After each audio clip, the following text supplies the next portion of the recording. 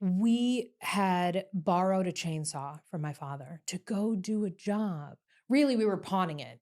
And then we were gonna, but like on hold, and then we were gonna go and make some money and get what we needed and get the chainsaw back and bring it back to him. Well, my father called me and said, "Hey, I need the chainsaw." And I was like, actually, you can't have it because it's in the pawn shop. You can go pick it up, pay for it if you want, but like it's in the pawn shop.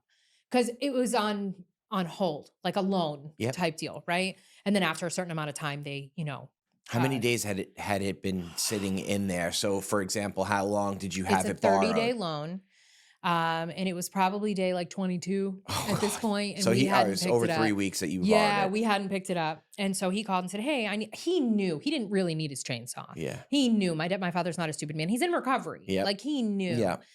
Um, so I said, "You can't have it, unless you take me to the pawn shop and we can get it out." And he was like, "Okay." And then he went home. Now he's back together with my stepmother at this point. My stepmother is a strong, fierce, incredible woman who had done a lot of work on codependency and refuses to stand for enabling of any kind. So she said to him, "We're calling the cops." And I'm sure that he probably didn't want to, but at the same time, she's the one that's done this work. She's the one that knows how to handle a person who you want to stop enabling and And so they called the cops, and Eric and I were both arrested for felony larceny, felony burglary, and felony conspiracies to both.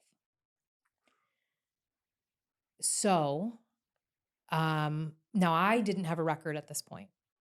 Um, Eric did.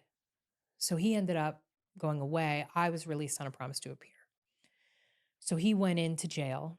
And while he was in jail for that, I mean, I was so broken. I remember my father came to my house to tell me that he was gonna call the cops, and I met him outside. You can't let anybody in this house. I mean, it's so bad, my house, my apartment at the time, which also we were very delinquent on rent, and I mean, we were in the process of being evicted, and, so I met him downstairs, and he told me that he was gonna call the cops, and I'm begging him not to because I know Eric is gonna go away, and without Eric, I don't I don't have the strength to be able to obtain the amount of scrap metal I need in a day to support my habit.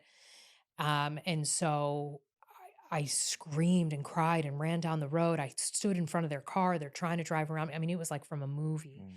I was just beside myself. But he said, "No, I'm doing it. So get your shit ready. Get ready." Um, so after Eric went to jail, I decided that